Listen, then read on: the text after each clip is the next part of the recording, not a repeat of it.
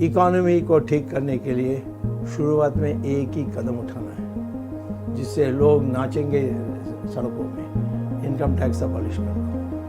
दोस्तों, ये है फॉर्मर राज्यसभा एमपी सुब्रमण्यम स्वामी, जिन्होंने बिजनेस टुडे के इंटरव्यू में इनकम टैक्स अबॉलिश करने की बात करी थी। और इंडिया में कई सालों से इनकम टैक्स हटाने पर डिबेट चल रही है। दोस्तों, गवर्नमेंट अपने वेरियस एक्सपेंडिचर्स के लिए टैक्स कलेक्ट करती है और टोटल रेवेन्यू का 1/4 रेवेन्यू इनकम टैक्स से ही आता है। और दिलचस्प बात यह है कि केवल 1.5% लोग ही इनकम टैक्स पे करते हैं। दोस्तों, काफी लोग आर्ग्यू करते हैं कि सरकार को इनकम टैक्स को हटा के अपने रेवेन्यू का 1/4 रेवेन्यू लॉस नहीं करना चाहिए। और कुछ लोगों का कहना है कि यदि इनकम टैक्स को अबॉलिश कर दिया जाए तो लोगों के पास स्पेंड करने के लिए काफी पैसा होगा, जिससे हमारी जीडीपी ग्रोथ काफी अच्छी होगी। तो दोस्तों, आज की इस वीडियो में हम बात करने वाले हैं कि क्या इनकम टैक्स को अबॉलिश करना चाहिए या नहीं, इससे हमें क्या फायदा और क्या नुकसान हो सकता है, इसलिए वीडियो को लास्ट तक जरूर देखें। दोस्तों, सबसे पहले बात करते हैं कि सेंट्रल गवर्नमेंट के रेवेन्यू सोर्सेज क्या हैं। देखा जाए तो गवर्नमेंट दो तरह से टैक्स कलेक्ट करती है, डायरेक्ट टैक्सेस और इनडायरेक्ट टैक्सेस। आप इस चार्ट में देख सकते हैं कि डायरेक्ट टैक्सेस में इनकम टैक्स, वेल्थ टैक्स जैसे टैक्स शामिल हैं और इनडायरेक्ट टैक्सेस में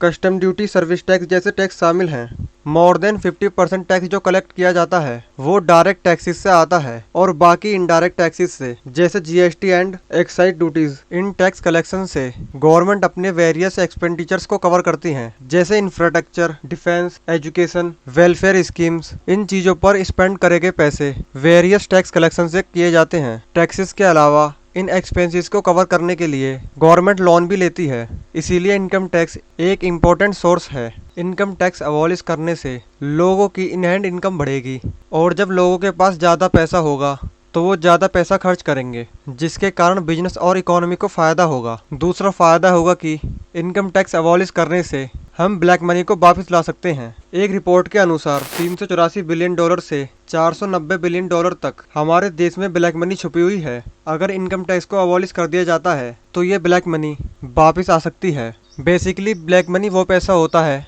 जो टैक्स अथॉरिटी से छुपाया जाता है। अगर इनकम टैक्स को अबॉलिश कर दिया जाता है तो सारा ब्लैक मनी वाइट मनी में कन्वर्ट हो जाएगा, जो आसानी से बैंक में डिपॉजिट किया जा सकता है, जिससे बैंक्स कम इंटरेस्ट पर लोन दे सकती है। इस दौरान लोग ज़्यादा चीज़ों को कंज्यूम करेंगे और ज़्यादा इन्वेस्ट करेंगे। अगर इनकम टैक्स को अबॉलिश कर दिया जाता है तो इनकम टैक्स कलेक्शन में जो पैसा खर्च किया जाता है वो भी खत्म हो जाएगा, जैसे वेबसाइट को मेंटेन करना, इनकम टैक्स ऑफिसर्स को पे करना, ऐसे सारे एक्सपेंसेस खत्म हो जाएंगे। दोस्तों, ये तो थे इनकम टैक्स अबॉलिश करने के एडवांटेज।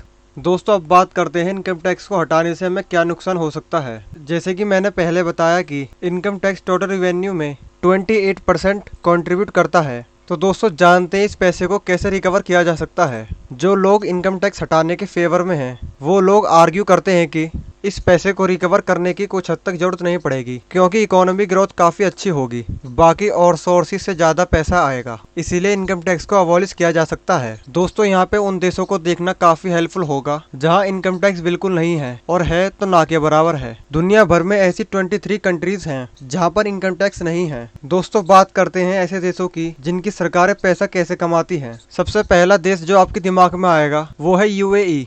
यूएई में ना ही कोई पर्सनल इनकम टैक्स है और ना ही कॉर्पोरेट टैक्स। दुबई में ऑयल कंपनीज पर कॉर्पोरेट टैक्स जरूर लगता है, जो कि 55% तक भी पहुंच जाता है। इसके अलावा जो फॉरेन बैंक्स यूएई में काम करते हैं उन पर भी 20% तक टैक्स लगाया जाता है। और इन टैक्सेस के अलावा दुबई में इंटरटेनमेंट टैक्सेस ज़्यादा हैं, जो अम्यूजमेंट पार्क और थिएटर्स पे लगाया जाता है। और इसके अलावा जो इंपोर्ट ड्यूटीज हैं वो भी काफ़ी हाई हैं। अगर मेनली देखा जाए तो यूएई ऑयल रिवेन्यू से अपने देश को चला सकती हैं, जो कि इंडिया में ऑयल रिसोर्सेज नहीं है, इसीलिए यहाँ मुश्किल हो सकती है। दोस्तों, कुछ लोगों का कहना है कि इनकम टैक्स अबॉलिश करने से जो रिवेन्यू लॉस होगा उस रिवेन्यू लॉस को जीएसटी बढ़ाने से रिकवर किया जा सकता है, लेकिन इससे बाकी लोगों को दिक्कत हो सकती है, क्योंकि इनकम टैक्स जब लगाया जाता है जब आपकी इनकम ज़्यादा होती है तभी इनकम टैक्स को लगाया जाता है। अगर जीएसटी को बढ़ाया जाता है तो उन लोगों को दिक्कत हो सकती है जिनकी सैलरी इनकम टैक्स पे करने वाले से कम है, इसीलिए गरीब लोगों को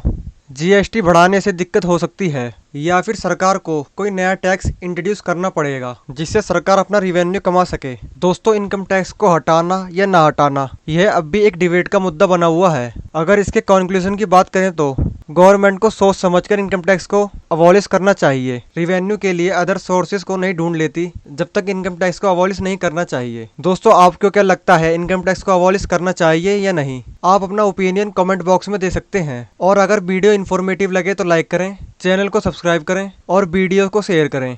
मिलते हैं अगली वीडियो में।